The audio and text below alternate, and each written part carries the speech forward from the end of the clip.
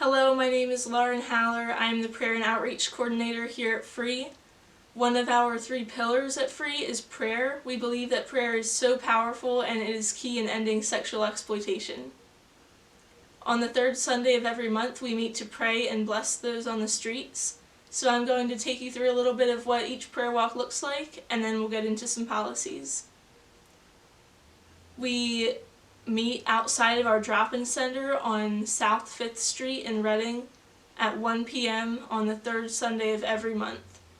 Prayer walks may be canceled due to unforeseen circumstances, but when possible we will communicate this at least 1 week prior to the prayer walk. However, there may be circumstances where we have to cancel the prayer walk even right up to the starting time of 1 p.m. Typically in those situations we will pray inside the drop-in center rather than walking if we're not able to walk. So we pray for our prayer walk and the people we will encounter prior to walking.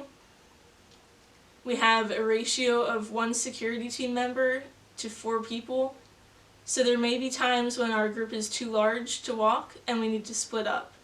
In those situations, Free leaders will determine which people will stay inside our drop-in center as an intercession team to pray for those walking the streets and the people we're encountering. And we appreciate your understanding as those groups are determined, and we know that both interceding and walking the streets and meeting people are so important to this mission. If we do need to have an intercession team to pray in the drop-in center, we will have at least 1 Free team member leading that team, and there will never be only 2 people on that team if they are of opposite genders.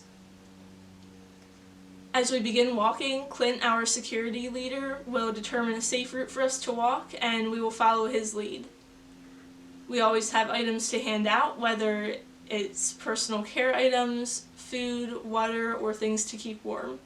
We bring them with us and we bless people on the street, and then we take it a step further. We ask them their name, how they're doing, and if they'd like prayer for anything.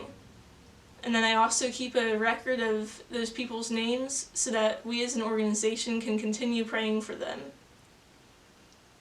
As we see people that we'd like to meet and pray with, only 2 to 3 people from our group should approach them. This is to prevent them from feeling too overwhelmed, and we also will have the rest of the group praying off to the side for the encounter. In addition to praying for those we meet on the streets, we stop and pray around each block. We pray to see an end to sexual exploitation in our city and around the world. So that should give you an idea of what each prayer walk looks like if you decide to join us. And now I'll get into some more policies to ensure everyone is safe and respected at all times. We at Free take confidentiality very seriously. Any prayers and other information discussed during our prayer walks will never be discussed with other people outside of those times. We do not tolerate violence, negativity, or inappropriate language. No alcohol or drugs are permitted at any Free gathering or event. And Free does have the right to prohibit anyone not adhering to our organization policies and procedures from attending our prayer walks. You can view a full list of our policies and procedures in our volunteer packet. And prior to walking, we will have you fill out a waiver. So if you desire to join us, please sign that waiver, and that can be found on our website, freefromht.org, under the Prayer and Outreach tab. Thank you for your desire to join us for our monthly prayer and outreach, and thank you for partnering with us to see our vision of setting the captives free come true. We appreciate you, and we look forward to getting to know you better. Thank you.